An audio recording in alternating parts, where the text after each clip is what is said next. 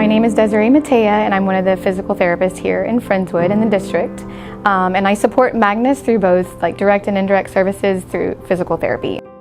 He has cerebral palsy, and all that really means is a blanket term that means that he had a brain injury and it's not progressing. It impairs the brain's ability to communicate appropriately with motor functions.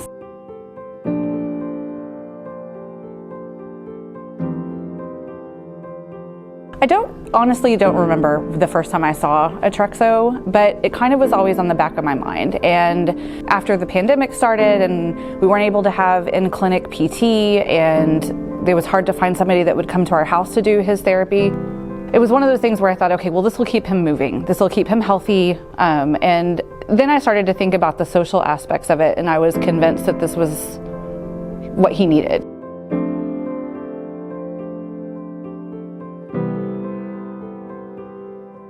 The moment that, it was kind of funny. The man that trained us, his name is Mark. He's in Canada, but so he did it all via Zoom with Desiree there in our house, setting it all up.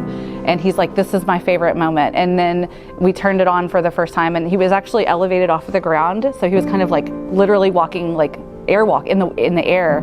And he literally, his head came straight up, and he had these wide eyes, and it was magical. It really just was. It was he was feeling his body in a way he had never felt it before. Everything that he's done up to this point has been other people helping him. And this is the one thing that he could do where nobody had to touch him, nobody had to support him, nobody has to be on him, it's him.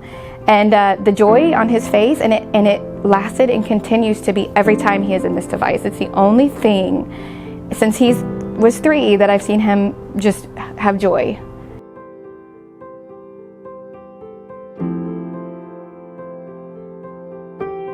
We were in contact with the district and our director, who learned about it, who sat, through a lot of meetings with us and the team to talk about, could we support this, how would we do it, and what would be the best way to integrate this into his day. And they were 100% on board. We want to fight and we advocate for our students. It was such a good feeling to know that we had this available to a student, and knowing that it would help him and that there was no resistance to it at all. And in fact, there was overwhelming support.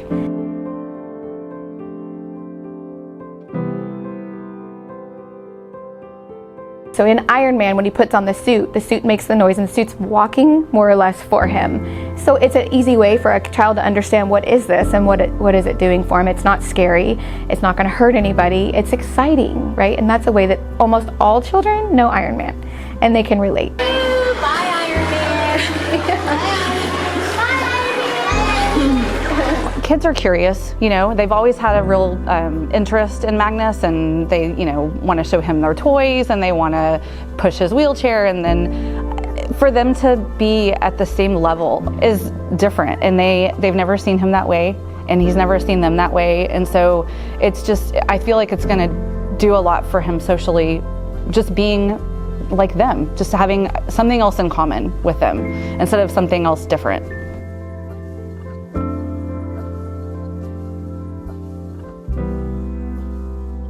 I hope that it opens more doors for Magnus. I hope that not only the health benefits come with it and the independence, but I hope that this opens more doors for him to want to explore his environment more, to want to be more involved, to motivate him. I'm hoping it triggers some communication things, and yeah, I'm hoping this is just the beginning.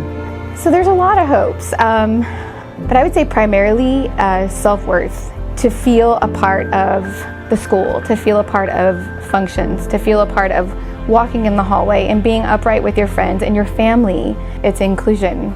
The district is wanting to provide, it rings in my head, a meaningful experience for all students. And this to me is the meaningful experience that he wouldn't have ever had. So, what better legacy?